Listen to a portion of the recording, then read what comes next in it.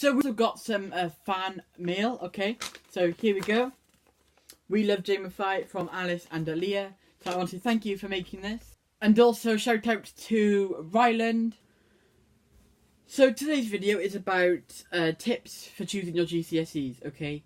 But why am I making a video about this? Especially if you've already chosen your options, right? Which would mean that you'd be in the middle half of year 9, year 10 or year 11, right? But anyways, I thought that it could be helpful to those in said years, year 9, 10 and 11, right? And if there's any tips I've forgotten to mention, comment them down below, and those watching this video will have extra tips that I've forgotten to mention, right? So yes, let's begin with the first point. So when it comes to taking your GCSEs, you've got to be very careful. Like, do not take a subject just because you like the teacher and don't like the subject, right? There's always the chance that you'll get a different teacher for that subject anyways, and things do get 100 times more serious unless you're in my history or drama classes, which are really fun, right? The teacher won't let you just talk in class or laze around. No, they've got to prepare you for GCSE. Like, there's some things, like if you took media, you haven't learned media. Our school never did media, and so we have to learn all of it now, only in this year, for next year's tests and so on, right? You've got to take the subject because you've got a true passion for it. You will have to revise on your own, and you'll be expected to do your own research on it. Also, do not take a lesson just because your friends are taking it. Like, if you both enjoy it, ignore me, right? Ignore me. But if you hate the lesson and you just want to talk to them and copy them, you won't go far, really. Right? There's honestly no point. You can always talk to your friends at lunch times and after schools and break times, right? Point 2. Now this is linking with point 1. Now, you might have an interest in that subject, but ask yourself if it's just a phase. Like, if you recently thought, I want to play the piano, ask yourself if you'll want to keep playing it in the future. Like, if you took it music, would you carry on enjoying it? Or, like, is it just a teenage phase that, like, you like in the next week, and then next week you'll be like, oh, I don't like it now, and then you'll regret taking music. Like, I nearly took ICT over history because I thought the insides of computers were interesting for a while. Luckily, I stayed with history because it's really fun, and ICT, people tell me, is really boring, right? Point 3.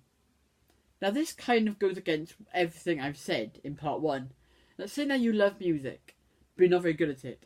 But you're amazing at history and you find it really boring. So not in my case then, right? Ask yourself which you're likely to do better in. Like, you could argue both ways for this, right? Like, having the passion for music might help you to get better. But then again, it might not. But you could also say that if you're talented in history, you should take it because you'll do better in that GCSE, right? Like, think about what you want to do in the future. That way you'll find it easier, and so on and so forth. The fourth tip I can give you is that you've got to do some beforehand research, right? There's a lot of research that you've got to do into taking the GCSEs, right? And that's research about the subject itself, right? So, like, our school did a GCSE event thing where there was tables spread out around the hall and you'd go to each individual subject to talk about it and learn about it. Obviously, the ones you've got to do, you have to do, and you've got to listen to them anyway. The ones that we have to do are maths, English, science, Welsh back, Welsh. I think that's it. Yeah, that's all the ones we can get a GCSE for. So yeah, make sure you go to the GCSE event thing your school will put on, right? And learn about what you've got to do in that subject. Like, you might enjoy history, right? And I used to love giving history presentations. But I found out that there is no history presentation for history now. It's all essays and writing. You should then think to yourself, well, how much time am I willing to put into learning this subject, right? Ask yourself if you will put in the time. For example, right, my friend Merin, she took textiles and art, right? Both subjects involving, well, art, right? Now, I couldn't do them, and I wouldn't put really any time into them. But Merin takes ages to do all of them, right? Because there's so much homework to do, right?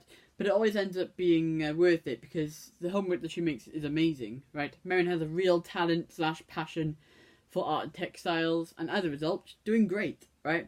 She also took media, like me, and in history, right, although the teacher and people I'm sat by are hilarious, right? There is essay writing, and there are hours in certain nights where I actually have to write a long essay, right? One time it took 2 hours just to write an essay. Now, for some of you, that might not be a lot, right? But for me, I I wasn't expecting to do 2 hours worth of history writing, but there we go. So yeah, I can't think of any more points to consider. Can you? Let me know in the comments, okay? But anyways, that's the end of this video. Thank you for watching. Be sure to like and subscribe. Have a good day. Don't forget to drink hot chocolate, and goodbye. So shout out to Mad Kingo YT. Shout out to Justin Crowley. Shout out to Grant Arend. I hope I said your name right. Okay. Shout out to UUUWWWAAMM. Right. Shout out to C6 Animations. And shout out to Mimi TV 123. And shout out to GTA Player 25.